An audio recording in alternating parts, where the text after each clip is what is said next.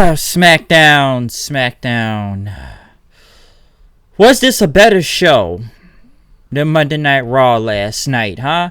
As some would call it right now, under the Heyman regime of Monday Night Raw. And I guess I should call tonight's episode of Smackdown the first of the Eric Bischoff regime, as of course we all know he is an executive director. So I'm assuming this show is under his control. It's more than what we could say about Raw last night, and I know it was the first night, and I know there's still a lot of Vince McMahon elements in there, and it's shows here tonight also. But did anything look different to what I guess Bischoff changed around here, as I should say? Is SmackDown any different in San Antonio, Texas tonight, or do we see some of the same bullshit as we usually do with every week's show? But hey, somehow the ratings keep going up. I think the Raw one went up again, so hey, what do I know? But SmackDown, what is there to say on the Eric Bischoff's, I should just say the Eric Bischoff regime now, under his power? Is it more stuff like WCW? I don't know. Maybe we should give that time. But as we still build into Extreme Rules, what do I have to say about this show, huh? We kick it off with the first off, they are really laying it in with this whole Bobby Lashley and Braun Strowman thing. What happened last night with the whole stage crashing, and then they said the announcers pretty much said that both of them were discharged from the hospital, but Strowman still suffered multiple fractures and a ruptured spleen. So they are really trying to make people care about this. I know they were talking a lot about it last night, but I didn't think they were going to address it more on tonight's show for SmackDown. So they are really laying into the story, trying to make it interesting with Bobby Lashley and Braun Strowman. But Kevin Owens came out first to do the KO show. No Sami Zayn in sight this time, so we didn't really see any of that. But Kevin Owens, he got some boos. I was surprised they didn't do this yesterday when it was Canada Day yesterday. But he welcomed everyone to the Kevin Owens show. And he talked about tonight's guests of the team that will be facing The Undertaker and Roman Reigns at Extreme Rules, which is Shane McMahon and Drew McIntyre. Pretty much as he read their introductions and stuff. Also, note cards, Shane pretty much says, his introduction wasn't giving up the par, so he had Greg Hamilton, of course, do his best in the world thing, of course, to, start off right. Owens pretty much showed what happened last night on Raw with The Undertaker showing up. Shane pretty much said, ooh, that's real spooky. He's talking about death and everything again. But Owens questioned whether if Shane is afraid of The Undertaker, even though Shane's been in the ring with The Undertaker several times in the past, and like a couple years ago, which they will bring that up. But Shane pretty much says he's not, but he's hot right now. He's really hot. He's off the temperature, as he says. And he just ran through Roman Reigns, and he ran through The Miz. He's going to run through The Undertaker at Extreme Rules. Fans start to chant Taker, which is now all the stipulation to this match is now a no-holds-barred match. So it's not a regular tag team match now. Drew pretty much got up and, said that The Undertaker and Roman Reigns, they're going to step in the best in the world and the most dangerous wrestler in the world. That, you've seen what I'm capable of being in a regular match, but now this is a no-holds-barred match now, okay? So it's going to be even worse because Shane is willing to do anything to win, even if it's sacrificing his own body, which he usually does, and McIntyre promised an assault that no one has ever seen before. But Owens pretty much showed more footage as they showed Shane and Drew McIntyre leaving the ring when The Undertaker was coming out. Pretty much Owens, talked about it's a gut reaction when the dead man's gong hits that how did you end up in the fourth row last night? But Shane says, where are you going with this? As, trying to avoid the confusion here. Shane pretty much told Owens, listen, read the cards, okay? Do what you were supposed to. Not talk about, the whole being scared thing. But Owens pretty much said that, Shane, you defeated Roman Reigns without anyone's help. And pretty much, how does it feel like, when you made your return in 2016 just to lose to The Undertaker at WrestleMania? McIntyre pretty much said that this interview is over. Next, it should have been me. Dolph Ziggler comes out and he tried to interrupt Owens, but I thought this is where I thought Kevin Owens was great right here. I enjoyed this. He says, listen, quit whining. It should have been you. It should have been me. It was you 8 years ago. Kinda, but it wasn't. And it won't be again, and it won't ever be again, okay? So quit it, which I agree. And he is right. It was kind of him, like, what, 8 years ago? Was it 8 years ago, now that I think about it? Because the last time Ziggler was, I felt legitimately on top of the world, was in 2013 when he cashed in Money in the Bank, but was only world champion for not that long, really. But was that really 8 years? Let's see, 13, 14, 15, 16, 17, 18, 19. That damn near 8 years ago, okay? It was you 8 years ago. And I thought Kevin Owens was just great right there. But Ziggler pretty much says, it should have been me. I should be the champion and everything. You look like you belong in a hot dog eating contest.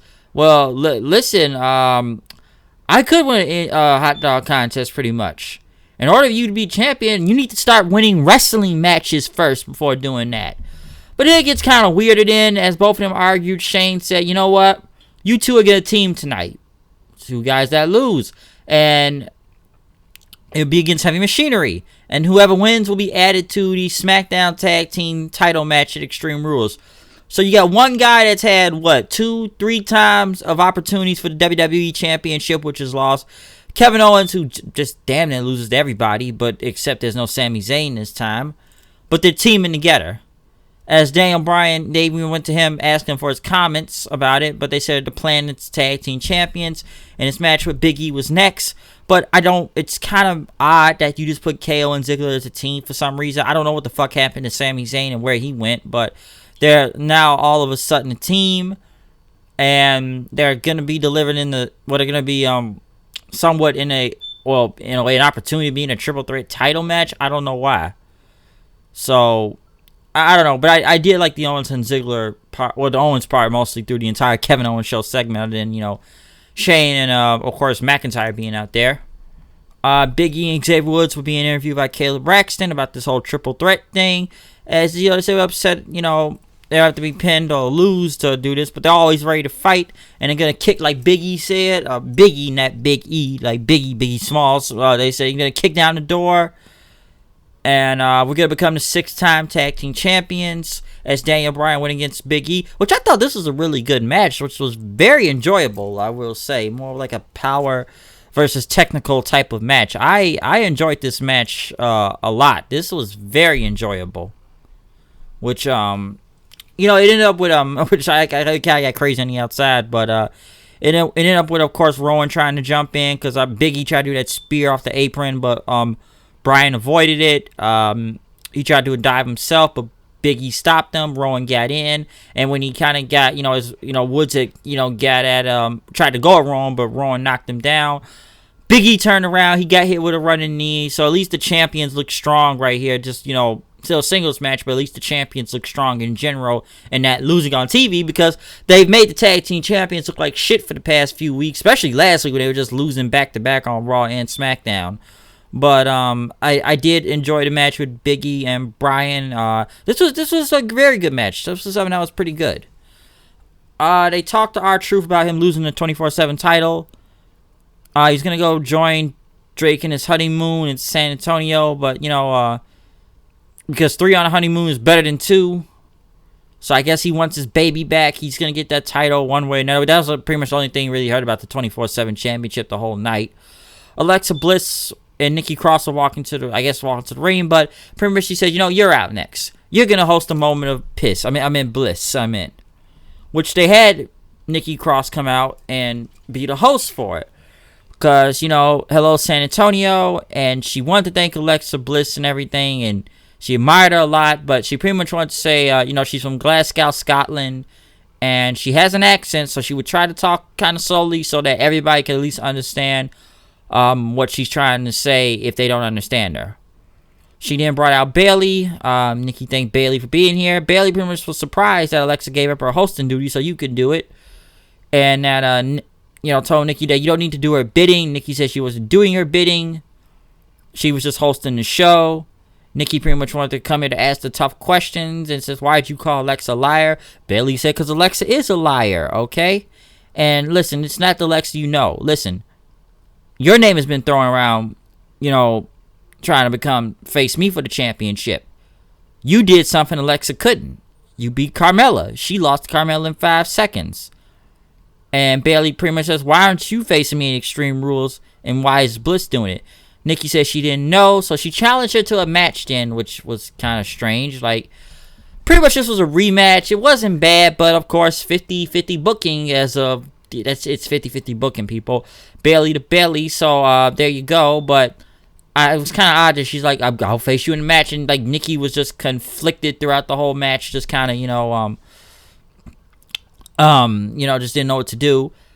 They went to this Mustafa Ali promo as he was in the street somewhere. I don't know what part of streets he was in, but talking about he was going to become WWE champion one day, and he kept, what was the words that he kept saying? Change the light, change the atmosphere. I'm trying to remember what he said, but he wanted to inspire people to realize that they had a champion like no one else, and he wanted to help. He wanted to fight for the people and everything. And I'm listening to this promo, and his hands are just going all over the place while talking.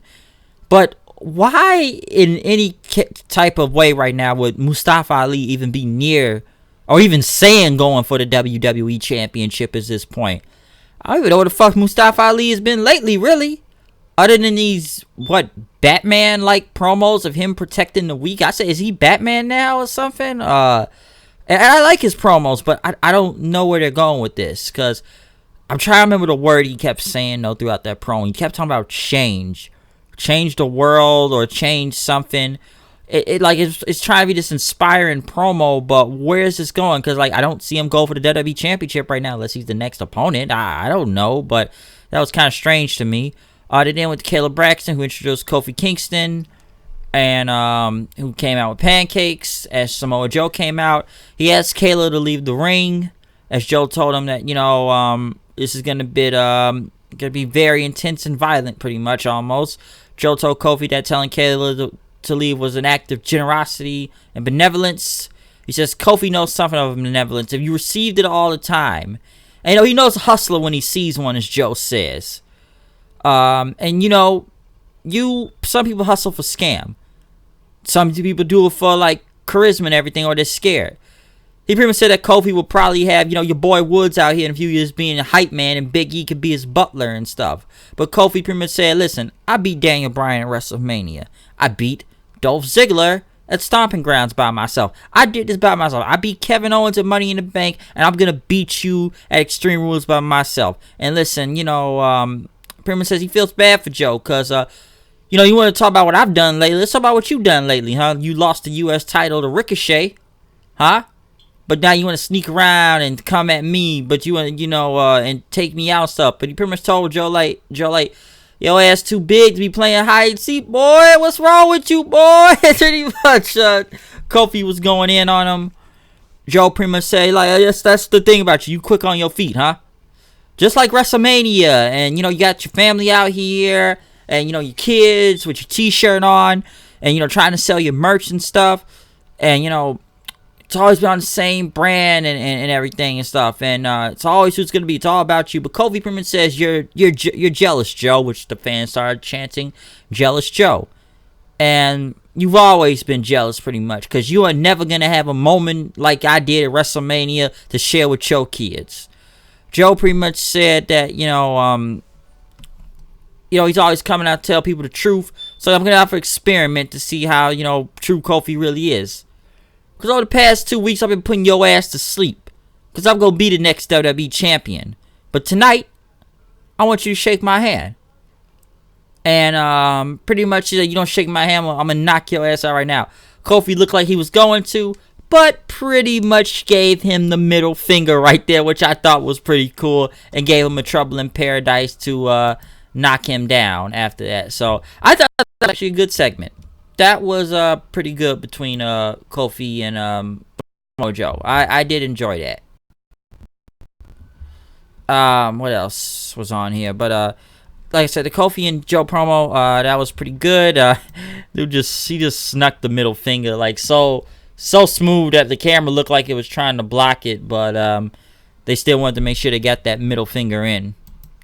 But Heavy Machinery, They then went to, after that, pretty much said that they're facing two people with a combined of 18 championships, saying that as I don't remember the woman's name, that's the announcer, Sarah Schreiber, saying you guys just made that up. But he said, pretty much we've won as a team.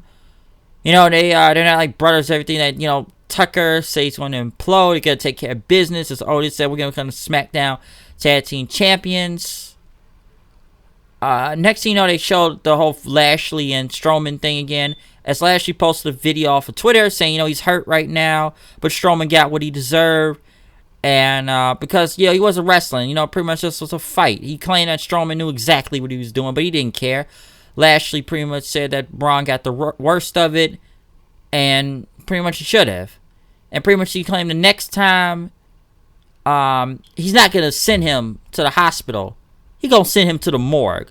So Lashley pretty much said that, I'm going to kill you. He's going to kill Braun Strowman. That is a death threat, I guess. So I'm not going to send you to the hospital. You're going to the morgue next time. Going to kill him. Murder. Almas went against Apollo Crews. Nobody didn't really get an entrance right here, I believe. I don't know, man. This wasn't bad or anything. Almas won, so at least it was something different. But I don't know where this was going to go, to be honest. So, I don't know. I'm trying to see where this is going. I know Almas jumped him like about a week or two ago, so the match wasn't bad or anything. But what's the story really behind this? Now that I think about it, but yeah, Almas got the win. They went to KO and Ziggler in the back, saying who's gonna do the work tonight, and what's the luck behind it. Ziggler said he's gonna be a professional. Moon was headed to the ring to face Mandy Rose. Carmella pretty much wished her luck. They went back to my boy Aleister Black, the man in the suits in the dark room, talking about somebody knocked on his door last week, and no one was there. But he applauded that person. And he says, they're not going to fight physically, but they will fight in a spiritual battle. That they will fight through the heavens and Extreme Rules to go through 7 layers of hell, he said. And that the person that's going to pick a fight with him, because he feels invigorated now. He's welcomed this challenge. But who the hell knocked on his door? Is he going to show up at Extreme Rules now, as Aleister Black has said? Who is this mystery man? He's not going to show up on Smackdown for the next 2 weeks. So, will he show up at Extreme Rules? Who the fuck is this man going to fight? Seriously. We have sat through multiple weeks of this, wondering who in the blue hell is Aleister Black going to fight. I don't know who the fuck he's going to fight. I don't even understand what's going on at this point with everything. After the screaming last week and someone knocks on his door, but now it's a spiritual battle. They're going to fight through the heavens to get to hell just to get to Extreme Rules. Where is this going? Just tell us who he is already. I just want to know who he is. I'm tired of those little riddle games of who's going to fight. Because come on, is Black ever going to wrestle? I guess you just got to wait till Extreme Rules for him to do something. But, god damn, how many weeks is he going to sit there in that dark room, man? He's just been sitting there wondering what the hell is he going to fight. So, I don't know. Ember Moon went against Mandy Rose. This wasn't much to say from here. I'm just glad Ember Moon finally won a match. I'm glad to see that, because I don't even remember the last time Moon has actually won, because last week I didn't know what the fuck that was, and at least she got a win over Mandy Rose and did the Eclipse and stuff, but and everything. But I don't know, they tried to alley with some milestone victories, I think the announcers were saying. But Ember Moon needs wins. I'm just glad Ember Moon finally just did something and won a match and just not have her job to anybody, because they have done nothing with this girl. I don't understand what's going on with Mandy Rose and Sonya Deville at this point. Somebody tried to tell me it was a lesbian angle. I had to make sure of it. I'm not really even sure myself, but I didn't think WWE's going to do it. They probably done that shit. They've done this shit before, but I don't think they're going to do it again. But hey, time will tell. I'm just glad Moon finally won a match. Then they went to Shelton Benjamin, and somebody asked them, who does he think is going to win the WWE Championship at Extreme Rules? He just had this weird look on his face and smiling as the camera panned away from him. I don't know why. I don't know. It's something about to happen with Shelton Benjamin. I like Shelton, but they've done nothing with this man. And then every time he pops on TV, it's just like, You see him pop on TV, but he's not going to do anything. And you know it's not going nowhere. So I don't know what this is or if it will go somewhere with him. One can only hope. But I guess all you can do is find out and, wait and see if they will do something with, Shelton Benjamin there. So I don't know. They then went to Heavy Machinery and Dolph Ziggler versus Ziggler and Owens. New Day and Bryan and Rowan were on commentary. New Day had their own table with several dozens of pancakes. As this match went on, pretty much Woods jumped from the table, jumping on Bryan. They brawled with each other and everything, kicking the crap out of each other. But after Bryan hit a knee on the running knee again on Big E, Woods hit a drop kick on Bryan, but Rowan pretty much took out Woods then. And they knocked all the pancakes off the pancake table. And, Rowan did that claw slam. And they went to commercial after that. So, what a waste of food. How much pancakes did y'all use, huh? What a waste of food. That's just a waste. It really is. But pretty much after that, as the match kept going on, it was actually pretty good, and the crowd did pop for a lot of it, though, I will say that, especially for the Caterpillar and everything, because Owens ended up doing a super kick on Otis. Then after that, Ziggler was about to hit a super kick on, I think it was Otis again, but he accidentally kicked Owens. Then after that, pretty much Tucker got in and knocked Ziggler to the ground. Heavy Machinery hit the trash compactor, or the compactor on Owens for the win. And pretty much, at least they're going to be in a triple threat, so that was probably the most logical anyways, because I don't really see how anyone saw, Dolph Ziggler or, Kevin Owens going to Extreme Rules in a tag team match when both of these guys lose again. And, hey, Owens takes the pinfall, but then pretty much Ziggler tried to pick up Owens. Owens hit a Stone Cold Stunner on him. I guess he's face, I'm assuming now. I'm gonna really assume that. He is a face, and yes, he is a face. I'm gonna assume that since he stunned him and he said, "This is my show." Like he said, "This is my fucking show." It looked like in curse words. I think they bleeped that out. So, is Kevin Owens a face? Is this now a feud with Ziggler since he Stone Cold stunned him in the ring then? Or is this going to be some match at Extreme Rules? I can see that. Like I said before, I don't know what the fuck happened to Sami Zayn or where he even disappeared off to. But maybe Kevin Owens is a face now? I don't know. I'm just taking a guess right now after what he did. The people cheered him. They popped when he did that stunner out there. So, there you go. As for SmackDown itself tonight, was it really anything...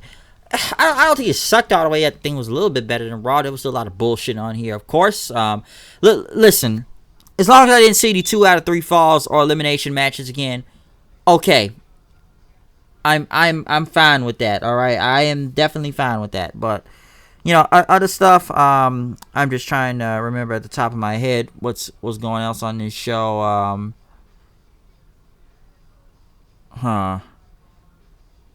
Like I said, Moon got a win. I don't understand the Owens and Ziggler thing, but at least Owens is grabbing the mic tonight. I love the Kofi and Joe segment was really good too. At least that was actually worth watching. Still don't know who Black is going against. Cruz and Andrade kind of feel a little bit odd to me for some reason. I don't know why. The match wasn't bad. Some battles was odd. I don't need to see another moment of bliss. 50-50 booking, of course, with Bayley and Nikki Cross. So there you go. Was this a little bit better than Monday Night Raw in some sort of way? Yeah, I guess. But we already know Monday Night Raw was just... I don't even know what the fuck that was last night. It's so many things to take from it. It's like good and bad, but... When I saw that shit with Mike Bennett and Maria, which I still think the guy just brought this on himself signing a 5-year deal. Like, hey, they signed a 5-year deal. I'm surprised they even put them on Raw, okay? Or the cringeness of Seth and Becky. I'm not going to go on all of Raw, but you can go check the review about that if you want. But that's what I think. But that's my review of SmackDown. I'm out of here. Comment, subscribe. Follow me on Twitter at HoodedKnight890. Tell me what you think about this show for SmackDown tonight. Check out other past reviews like my Monday Night Raw review or my AEW Fyter Fest review or Impact review that's up right now. I am out of here. I will see you guys later. Peace out.